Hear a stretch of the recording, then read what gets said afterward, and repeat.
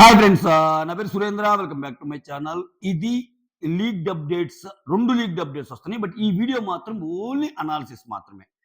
నాకెందుకే మీ analysis? నాకు 6:30 తర్వాత వచ్చే అప్డేట్ చెప్పనుకునేవాళ్ళు ఇక్కడి నుంచి చెప్పని వెళ్ళిపోండి. మీ టైం సేవ్ అయ్యిద్ది. నాకు వ్యూ రాకపోయినా పర్లేదు. ఇది డిస్క్లైమర్ అనమాట.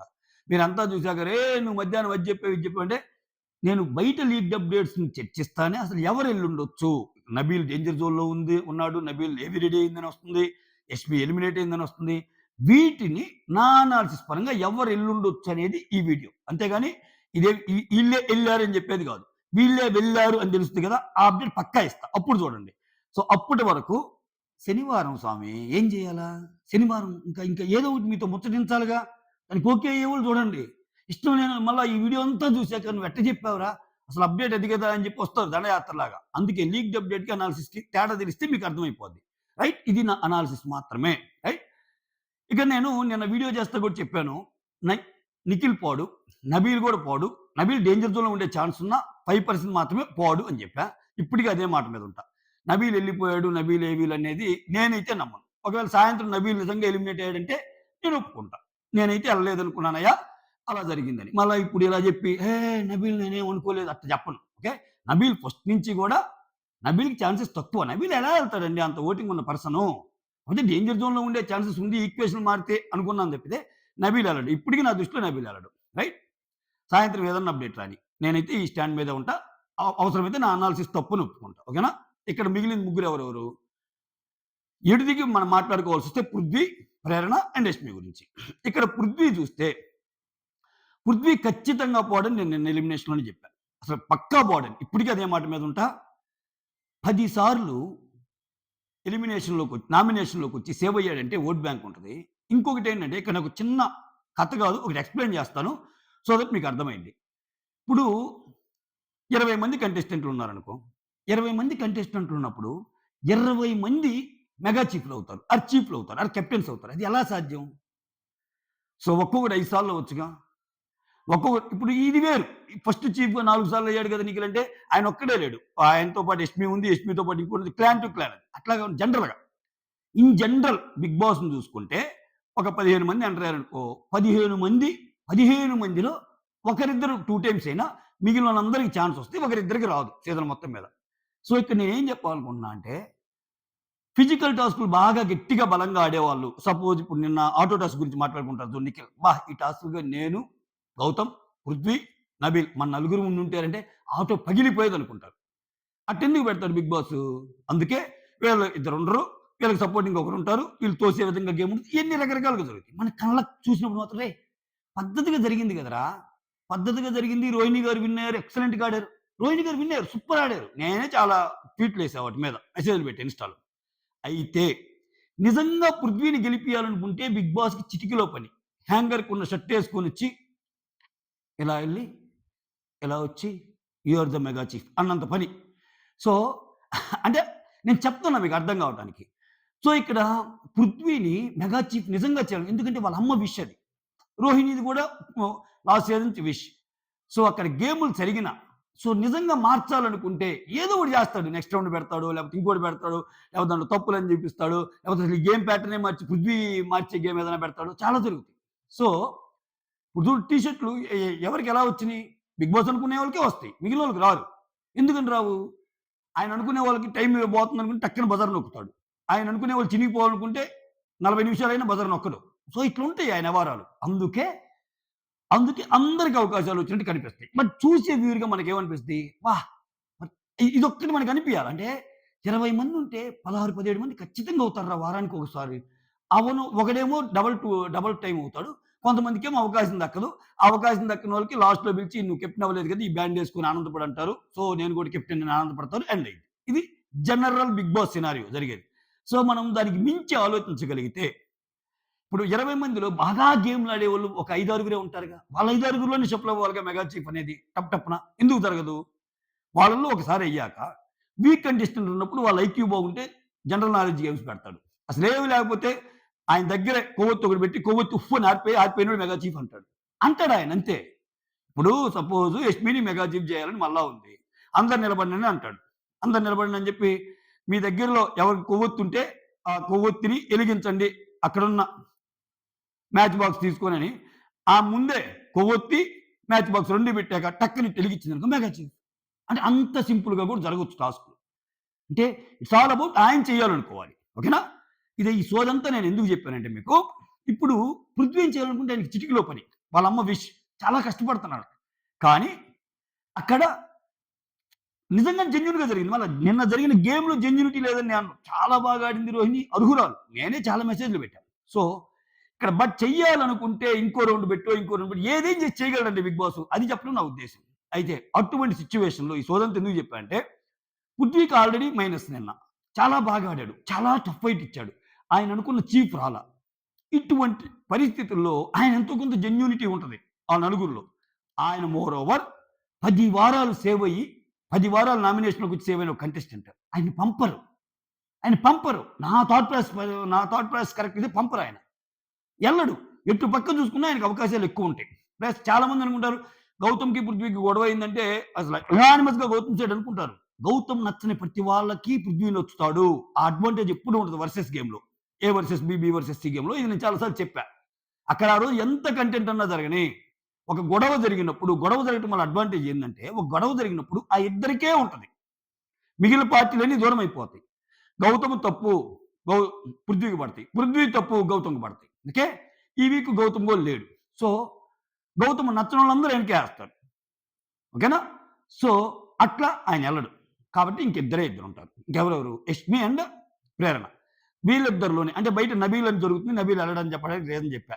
అంత సీన్ లేదు. నబీల్‌కి చాలా ఓట్ బ్యాంక్ ఉంది. సూపర్‌గా ఆయన ఎళ్ళడు. ఓట్ బ్యాంక్ అయితే తగ్గింది. ఇనీషియల్‌గా విన్నర్ రేస్‌లో ఉన్న ఆయన టప్పున పడిపోయాడు. ఆయన బ్యాక్ బిచ్చింగ్ అన్నయి, ఏదన్నయి ఇక్కడ గురించి అక్కడ చెబుతాడు. అక్కడ గురించి ఇక్కడ చెప్తాడు. అరేయ్! ఇట్లా అందిరా అంటాడు. అరేయ్! అట్లా అందిరా అంటాడు. అంటాడు. ఇంకా ఆయన హావభావాలు, బ్యాక్ బిచ్చింగ్ ఇయన్నీ జనాలకు కొంచెం ఆడ్‌గా అనిపిస్తున్నాయి. పాత నబీల్ కనిపించడం వల్ల సో, అవి రీజన్స్‌గా చెప్పుకోవచ్చు. రైట్? సో, అయినా గాని సేవ్ అయ్యే ఓటింగ్ ఆయనకుంది. ఇంకెటు తిరిగి మనం మాట్లాడుకోవాల్సింది ప్రేరణ అండ్ యష్మి గురించి. ప్రేరణ అండ్ యష్మిలో ప్రేరణకి మీరు చూస్తే ఓకే. మీరు గమనిస్తే ప్రేరణ యష్మి కంటే ఎక్కువ ఓటింగ్ ఉన్న అమ్మాయి. ఓకేనా? ఎక్కువ ఓటింగ్ ఉన్న అమ్మాయి ఖచ్చితంగా అసలు సేవ్ అవుద్దని ఈజీగా చెప్పొచ్చు. కానీ డేంజర్ జోన్‌లో ఎందుకు పెట్టాల్సొచ్చిందంటే ఇక్కడ ఐదుగురున్నారు. గౌతమ్ ఓటింగ్ స్ప్లిట్ అయ్యే ఛాన్స్ ఉంది కాబట్టి నేను నిన్న చెప్తా గూడా పృథ్వీ సేవ్ అవుతాడు, నబీల్ సేవ్ అవుతాడు. వీళ్ళిద్దరిలోనే ఉంటది యష్మి, ప్రేరణలో అని.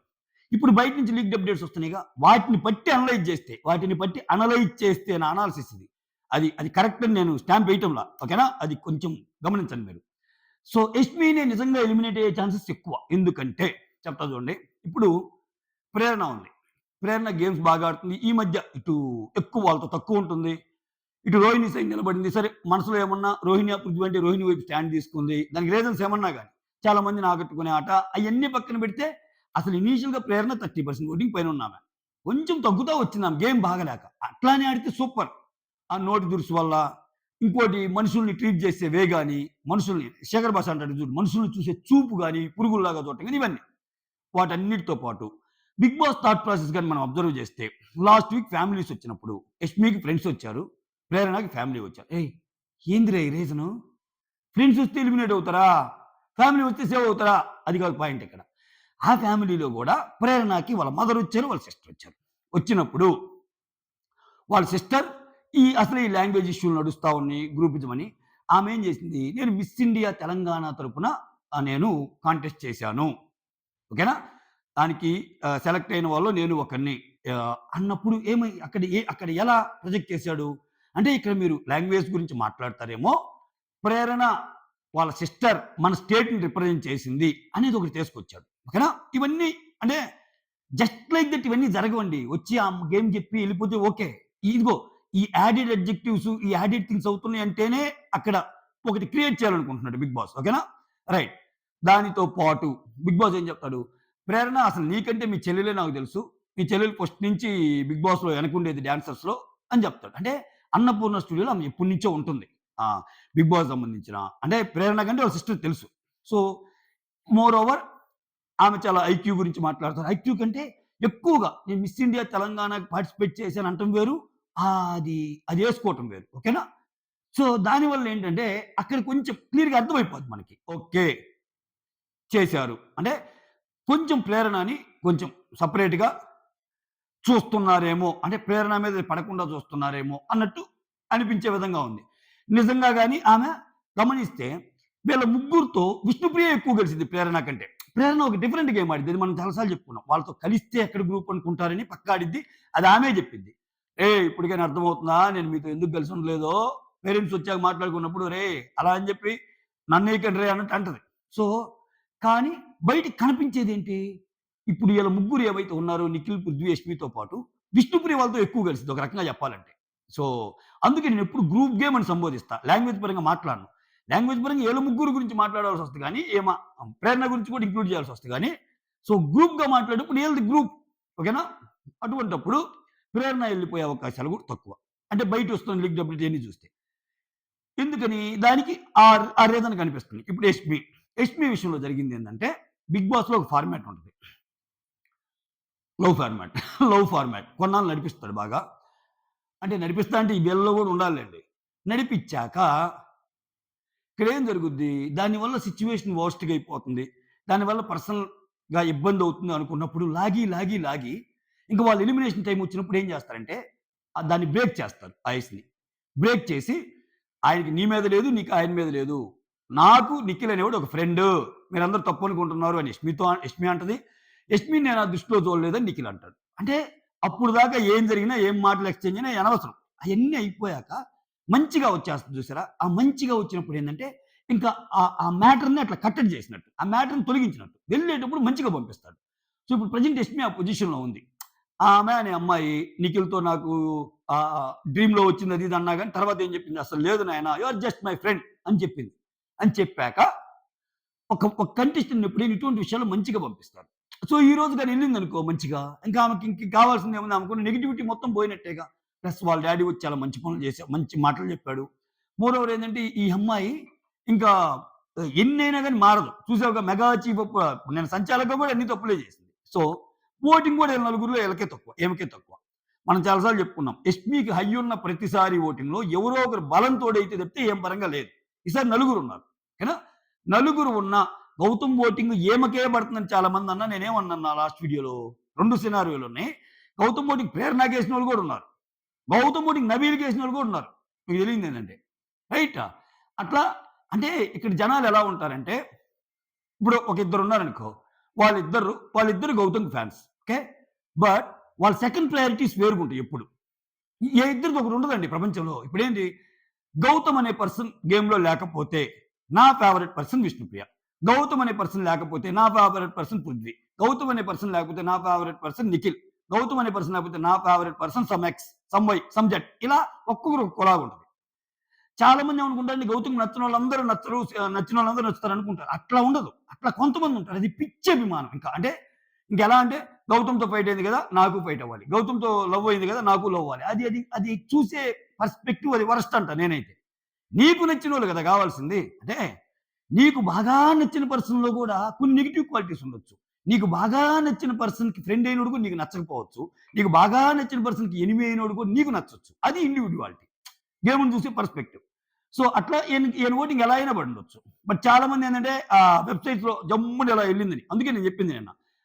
ఎంత పైన చూపిస్తున్నా ఎలిమినేషన్ ఛాన్స్ ఈళ్ళిద్దరిలోనే ఉంటదని చెప్పా. ప్రేరణ అండ్ యష్మిలోనే. ఓకే. బట్ స్టిల్ ఈ రోజు బయట నుంచి వస్తున్న అప్డేట్ యష్మి కాబట్టి ఖచ్చితంగా జరిగుంటానికి chances are very, very high. Single elimination అయితే ప్రేరణకి చెప్పా కదా! ప్రేరణ ఖచ్చితంగా సేవ్ అయ్యి ఉండొచ్చు. ఓకేనా? ప్రేరణకు ఓటింగ్ ఫస్ట్ నుంచి బాగుంది. ఈ మధ్య కాలంలో తగ్గింది కాబట్టి. ఈళ్ళ నలుగురిలో కూడా ప్రేరణ ఓటింగ్ కొంచెం నిఖిల్ తర్వాత బాగానే ఉన్న ఓటింగ్. పృథ్వీ పోరాట యోధుడు కేజీఎఫ్. సో, నిఖిల్ ఎలాగో ఎళ్ళడు. ఎళ్ళేది ఇంటికి దారేది మగలేదే ఇంకా. So, wishing you all the best. ఒకవేళ అది నిజమైతే యష్మి గారు దట్స్ ఇట్. ఏం చెప్పగలం ఇంకా? అంతే. All the best. Thank you so much. Signing off. మీ సురేంద్ర. అనాలిసిస్ పరంగా all the best. Actual update అయితే అప్పుడు మళ్ళా ఇంకోసారి చెప్దాం. పేరు మారిందనుకో వాళ్ళకి చెప్దాం ఆల్ ది బెస్ట్ ఈళ్ళని తీసేసి. అంతకు మించి ఏం చేయలేం అంతే ఇంకా. ఓకేనా? Signing off.